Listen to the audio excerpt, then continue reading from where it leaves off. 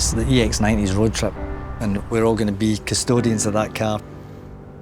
How do we literally drive it out of the factory and go from one side of the country to the other?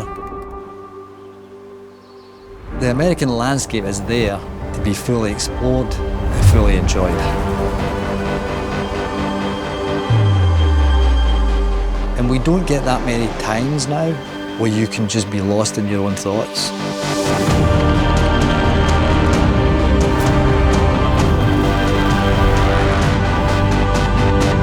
A road trip is something that everybody should do.